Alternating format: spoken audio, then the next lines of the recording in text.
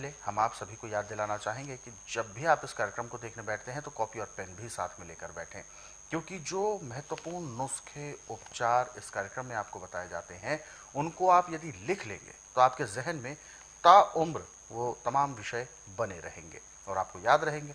तो ऐसे में आगे बढ़ते हैं और शुरू करते हैं आज के मुख्य विषय पर चर्चा।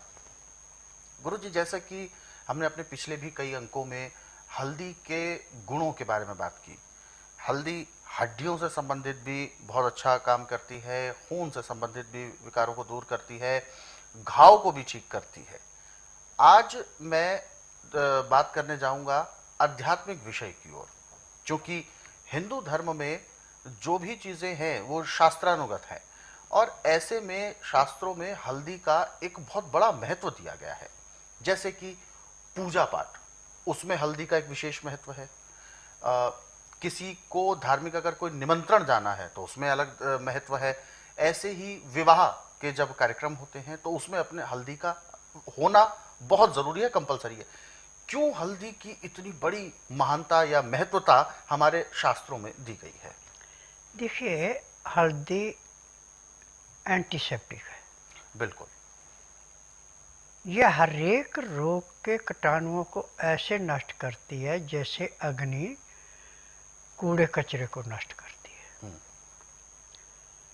अब इसमें निर्घंटु में साफ लिखा है कि वो दुल्हन क्या जिसको हल्दी न चढ़े। बिल्कुल, ये बात सही है जी। अब शादी से पहले 7, 7, 9, 11 ऐसे भी बटने के रीति रिवाज थे। अच्छा। अब तो एक ही दिन बटना लगाते हैं। बिल्कुल बिल्कुल। जिस दिन शादी होती है उसी दिन लगाते जी। हैं। तो जब लड़की को बटना लगाया दुल्हन को, तो उसकी सहेलियाँ हल्दी के अंदर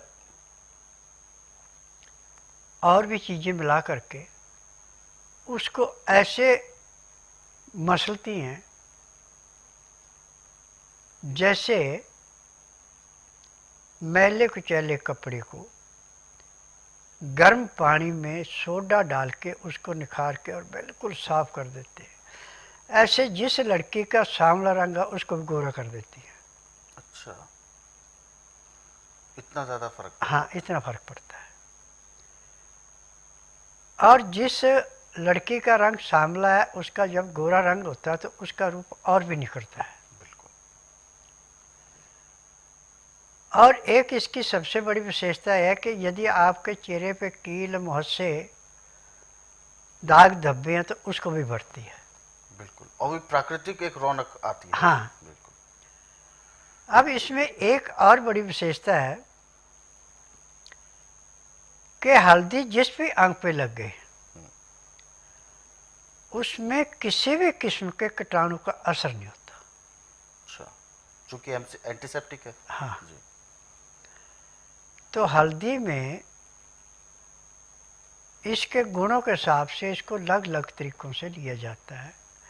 रोग के अनुसार मैं आपको बताता जाऊंगा। यदि आप ध्यानपूर्वक इसको सुनते हैं, समझते हैं, लिख करके रखते हैं या बताए गए प्रोग्राम को आप सेव कर लेते हैं, तो मैं दावे से कह सकता हूं कि आपको ज़िंदगी में कभी किसी डॉक्टर हकीम के पास जाने की जरूरत नहीं पड़ेगी। किसी भी रोग के लिए अपना रोग आप स्वयं अपने घर में ठीक कर सकते हैं, चाहे किसी भी किस्म का रोग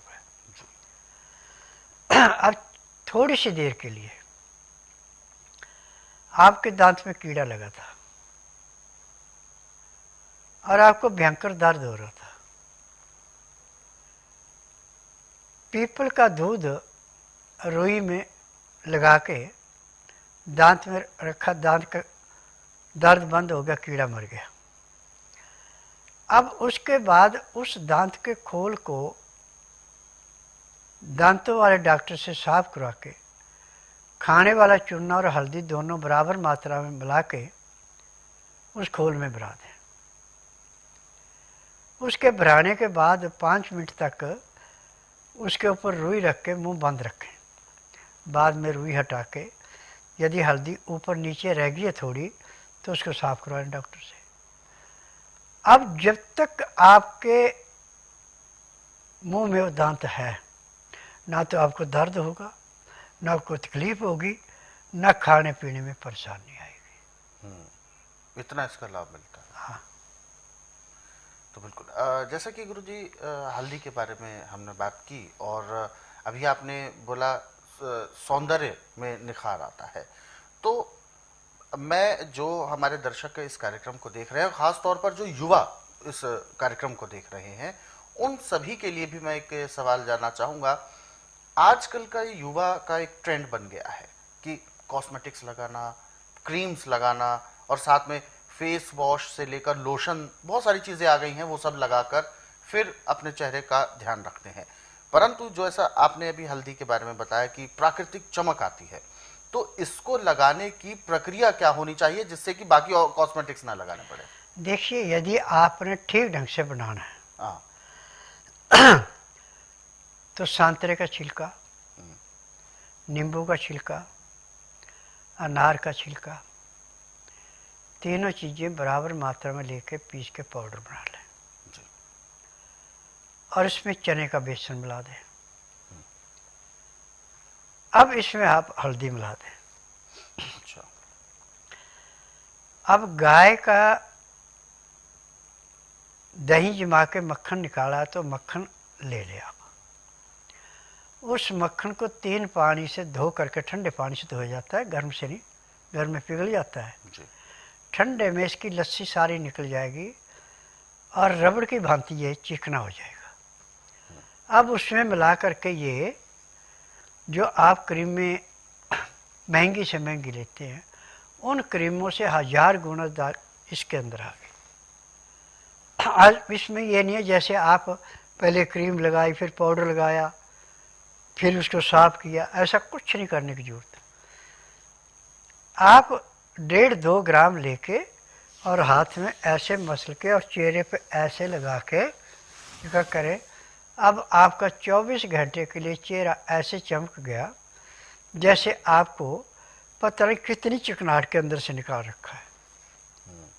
अब चेहरे पे खुश्कपन नहीं आएगा, झाइयाँ नहीं आएंगी, कील मुहासे नहीं होंगे, और चेहरे को देख के हर आदमी आपसे ये पूछेगा कि आपने कौन सा शैम्पू साबुन लगाया, कौन सी क्रीम लगाई है जो आपके चेहरे पे इतनी चमक है। तो अपने उस बात को छुपाए नहीं, बता दें कि अनार का छिलका है, संतरे का छिलका है, नींबू का छिलका है, चने का बेसन है, हल्दी है। और यदि इसको ज़्यादा सुगंधित बनाना तो आप इसमें चंदन का इत्र डाल सकते हैं, थोड़ा अच्छा सुगंधित बन जाएगा। और चंदन की सुगंधि पे भूत प्रेत जादू यंत्र टूना टोटका नहीं होता।